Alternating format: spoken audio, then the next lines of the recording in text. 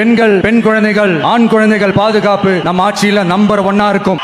சட்டம் ஒழுங்கு ரொம்ப ரொம்ப ஸ்ட்ரிக்டா இருக்கும். அரசு பள்ளிக்கூடங்களும் கல்லூரிகளும் முதல் தரமா இருக்கும். போட்டி தேர்வுகளுக்குன்னு லட்சங்களை கொட்டி தனி கோச்சிங் சென்டர் போய் படிக்க அவசியமே இருக்காது. ஏன்னா கவர்மெண்ட் ஸ்கூல், காலேஜ் சிலபஸே போட்டி தேர்வுகளை ஈஸியா சந்திக்கிற வகையில் அந்த ஸ்டாண்டர்டுக்கு ஏத்த மாதிரி அமைக்கப்படும். உயர்நிலை பள்ளி பாடத்திட்டங்களிலேயே அடிப்படை அரசியல் சாசன சட்டம் சேர்க்கப்படும். மாநில மற்றும் ஒன்றிய அரசு அலுவலகங்கள், வங்கிகளின் செயல்பாடுகள் மற்றும் அவற்றை அணுகும் முறை குறித்து மாணவர்களுக்கு தெளிவான புரிதலை ஏற்படுத்தும் வகையில் தேர்வுகள் அற்ற செயல்முறை பாடமாக கற்பிக்கப்படும். இந்தியா முழுக்க உள்ள ஒன்றிய அரசு சார்ந்த கல்வி நிலையங்கள் மற்றும் அதன் சேர்க்கை அட்மிஷன் குறித்து புரிதலும் தெளிவும் மாணவர்களுக்கு உருவாக்கப்படும். அனைத்து அரசு பள்ளிகளிலும் பெண் குழந்தைகளுக்கு சுத்தமான, சுகாதாரமான மற்றும் தரமான கதவுகள் பொருத்தப்பட்ட ரெஸ்ட் ரூம்கள் அமைப்பது உறுதி செய்யப்படும். போதைப் பொருட்கள் இல்லாத தமிழகம் உருவாக்கப்படும். மாவட்ட கலெக்டர்கள் மற்றும் எஸ்பிகளில் சரி பாதி பெண்களாக இருக்கும்படி செய்வோம். மலை கிராமங்களில் அரசு ஆரம்ப சுகாதார நிலையங்கள் பிரசவம் பார்க்கும் வசதியுடன் அமைக்கப்படும். பஸ் போக்குவரத்து இல்லாத கிராமங்கள் மற்றும் மலை கிராமங்களே இல்லை என்ற நிலை உருவாக்கப்படும். ஏற்கனவே அமைப்பு சாரா தொழிலாளர்கள் அமைப்பு இருந்தாலும் ஆட்டோ,